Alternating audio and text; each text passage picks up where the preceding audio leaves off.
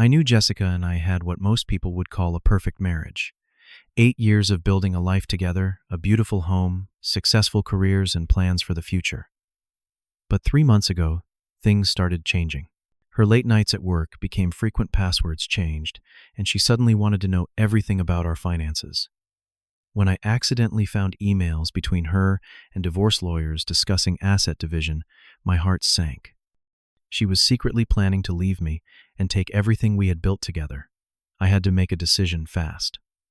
Before I tell you how I discovered my wife's betrayal, let me know where you are watching from. Hit like and subscribe if you have ever had that gut feeling that saved you from disaster. Jessica and I met in college 10 years ago. I was studying computer science, and she was pursuing marketing. We clicked instantly. Our first date was at this tiny Italian restaurant near campus, where we talked until the staff started cleaning up around us. After graduation, we both landed great jobs, and 2 years later, I proposed during a weekend trip to the mountains. Our wedding was intimate but perfect.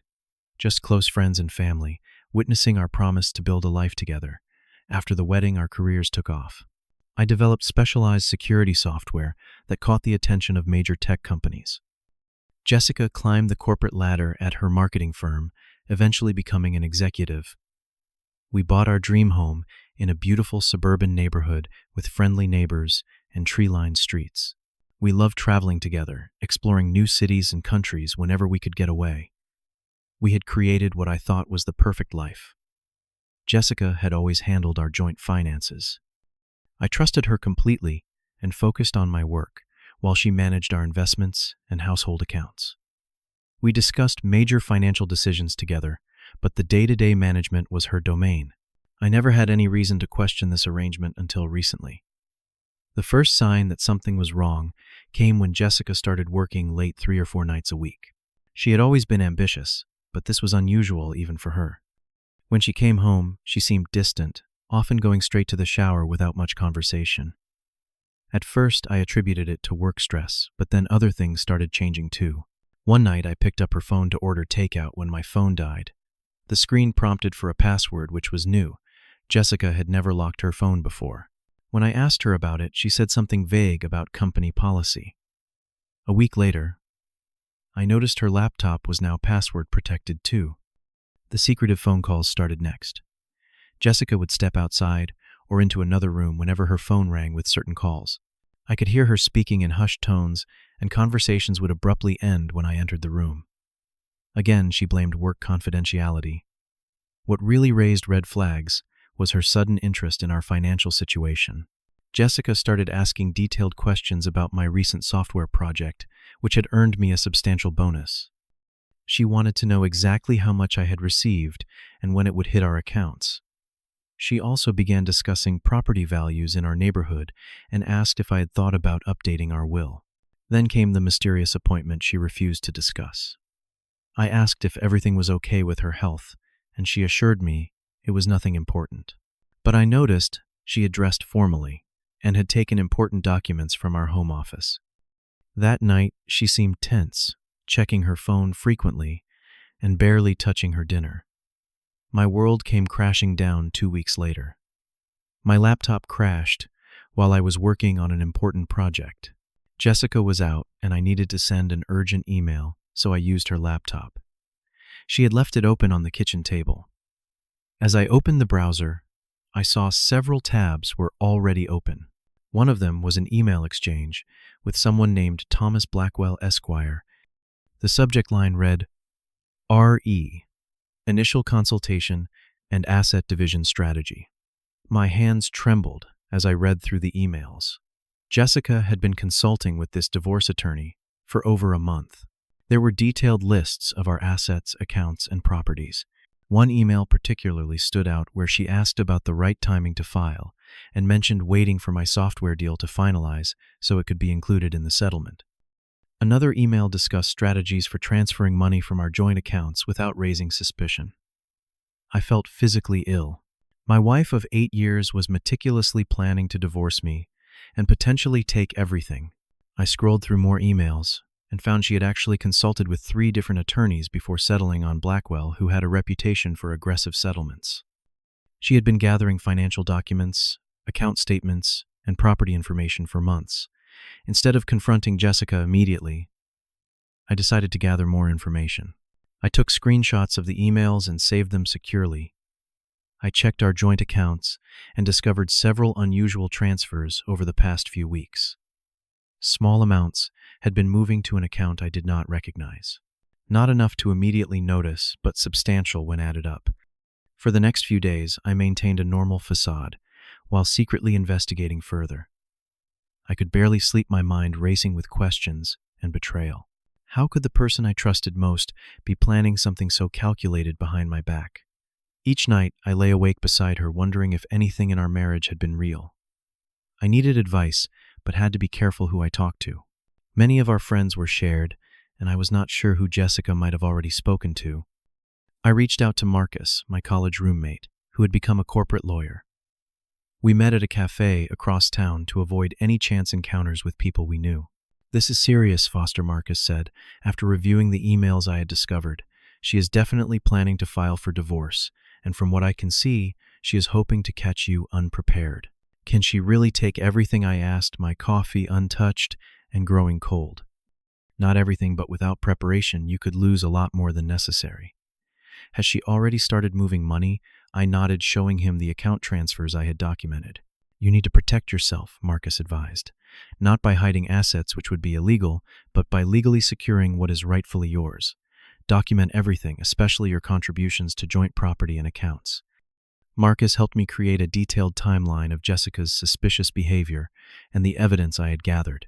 He recommended I consult with a financial advisor about legal options for protecting my assets. As I dug deeper into Jessica's deception, I discovered things that broke my heart all over again. Through conversations with mutual friends, I realized Jessica had been subtly bad-mouthing me for months, creating a narrative of me as a distant, work-obsessed husband who neglected her. Several friends seemed surprised when I reached out to them, mentioning that Jessica had told them I was too busy for social gatherings. My sister Hannah called me one evening concerned. "Foster, is everything okay between you and Jessica?" She declined my invitation to dinner next week and made some odd comments about you two going through changes. Hannah went on to tell me that Jessica had asked her hypothetical questions about Hannah's divorce years ago, particularly about how assets had been divided. This confirmed Jessica had been planning this for longer than I initially thought. The most shocking revelation came through a chance encounter. I ran into Amanda, one of Jessica's colleagues, at a coffee shop. She mentioned being sorry that Jessica and I were having trouble and hoped the new apartment Jessica had toured would work out for her. Jessica had not mentioned anything about apartment hunting to me. The final confirmation came when I returned home early from a client meeting and overheard Jessica on the phone in our backyard. "Once everything is finalized, I can take him for everything he has got," she said with a laugh. "The business deal closes next month, and half of that will be mine too. He has no idea what is coming." I quietly backed away, my decision made. I needed to take action, to protect myself, while still acting legally and ethically. The next day, I met with a financial advisor recommended by Marcus. She outlined my options for legally protecting my assets without crossing into improper behavior. I opened new individual accounts at a different bank and moved my recent software bonus, which had not yet been deposited, into our joint account. I also transferred an inheritance from my grandmother that had always been kept separate from our marital assets into a protected account. I spent evenings meticulously documenting all our marital assets and my contributions to them. I gathered proof of my role in purchasing our home, including the down payment that had come primarily from my savings before marriage.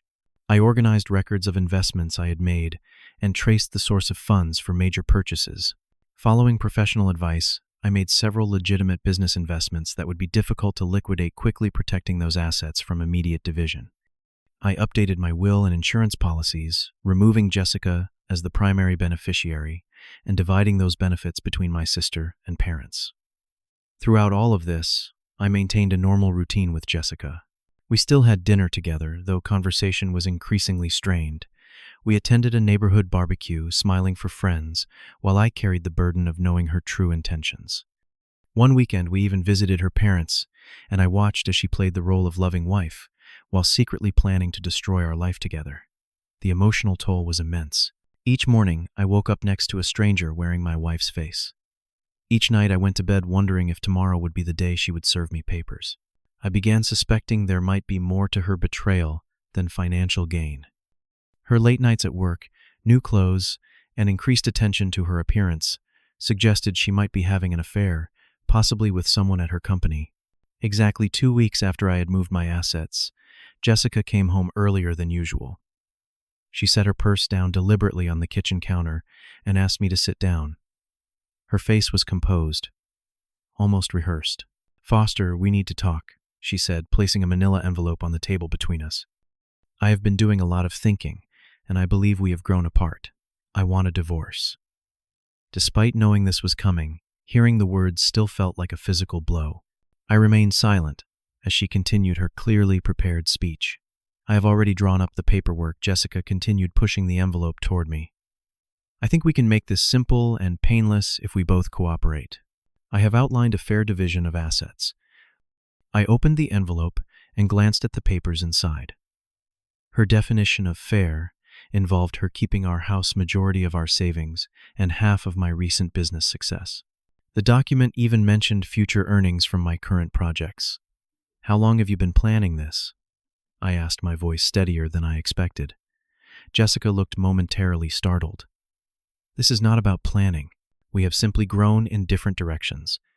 "That is interesting," I said, pulling out my phone, "because I have emails showing you have been consulting divorce attorneys for months and discussing how to maximize your financial gain from our separation."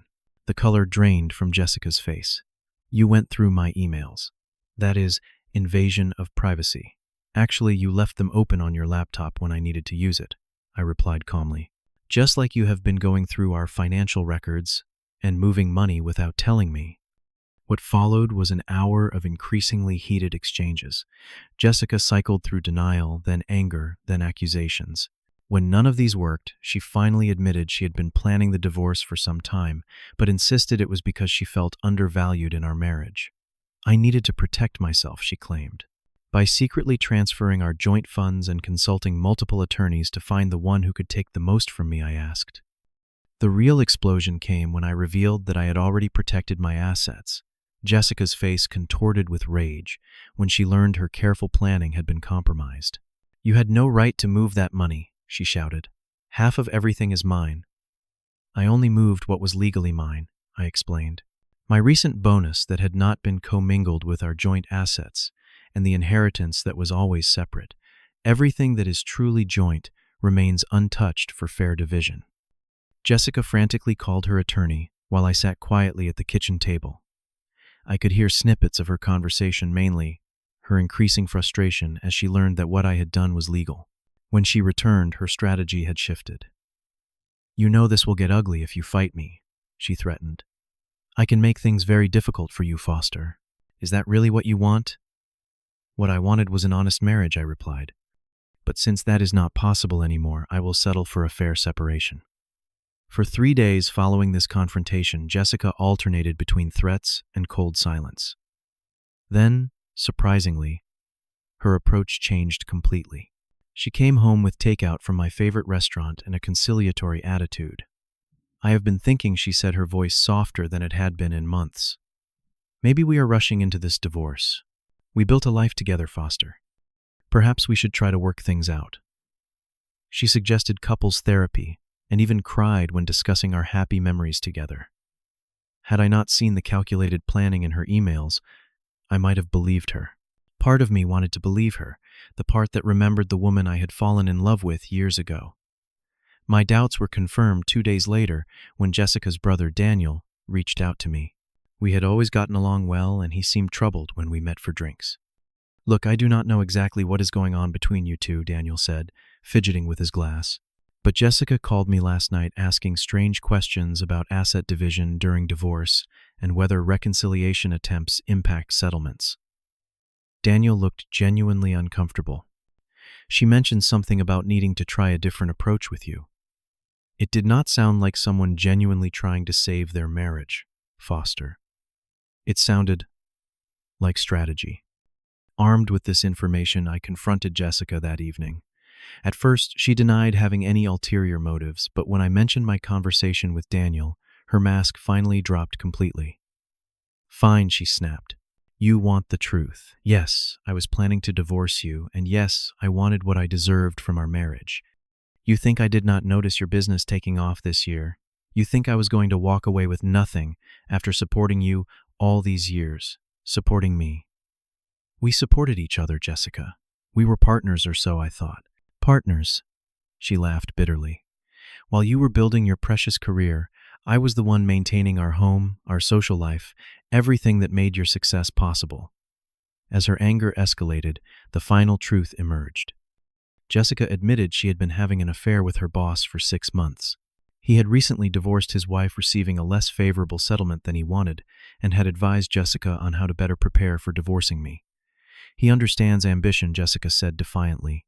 "He does not just expect me to be the supportive wife while he gets all the glory." The pain of this final betrayal was oddly mixed with relief. At least now I knew the complete truth. When Jessica realized she had revealed too much, she attempted one last manipulation. "We could still make this work." "Foster," she said, suddenly tearful again, "I made a mistake, but we have history together. 8 years of marriage should not end like this." Looking at her, I finally saw clearly. "The marriage ended months ago, when you started planning its demise. You just did not tell me." Within a week, I had moved into a temporary apartment across town. My attorney, recommended by Marcus, worked efficiently to counter Jessica's initial divorce filing with terms that protected my interests while still being fair. Despite Jessica's attempts to claim entitlement to my recent business success, financial records clearly showed that these developments occurred with funds and work separate from our marital assets. The social fallout was difficult to navigate. Some friends took sides immediately, while others tried to remain neutral. Jessica continued her campaign to paint me as the villain, claiming I had blindsided her with financial manipulations. Thankfully, the evidence I had gathered told a different story. My sister Hannah became my rock during this time. She helped me furnish my new place and checked in daily. My old friend Tom, whom I had lost touch with, partly due to Jessica's dislike of him, reconnected with me and provided much-needed distraction through hiking trips and basketball games. The first few weeks of separation were the hardest. I questioned my judgment and replayed our years together, wondering how I could have missed the signs. Had she ever truly loved me? Or had I been a stepping stone in her plans? Depression hit in waves, and there were days I barely got out of bed. Following Hannah's advice, I started seeing a therapist to process the betrayal. Dr. Lawson helped me understand that Jessica's actions reflected her character, not my worth. Through weekly sessions, I began to rebuild my self-esteem and trust in my own perceptions. The fact that you noticed the subtle changes in Jessica's behavior shows your intuition was working, Dr. Lawson pointed out. You trusted yourself enough to take protective action. That is strength, not paranoia. As the divorce proceedings continued, I threw myself into work projects I had previously set aside. The focus and creativity brought a sense of accomplishment that helped rebuild my confidence. I also started rock climbing, something Jessica had never been interested in, and found both physical challenge and new friendships at the local climbing gym. Gradually, small moments of happiness returned to my life. A sunset viewed from a mountain trail. Laughter shared with new friends who knew me only as I was now, not as half of Foster and Jessica. Morning coffee on my small balcony, planning a day that was entirely my own. The divorce was finalized 6 months after Jessica's initial filing. The settlement was fair, with joint assets divided equally and individual assets remaining separate. Jessica received less than her initial demand, but more than she might have if I had not discovered her plans and protected myself legally. What surprised me most about the aftermath was how quickly my life improved without the emotional drain of our failing marriage. My business flourished, partly due to a major contract I secured during this period. I reconnected with college friends Jessica had subtly edged out of our lives.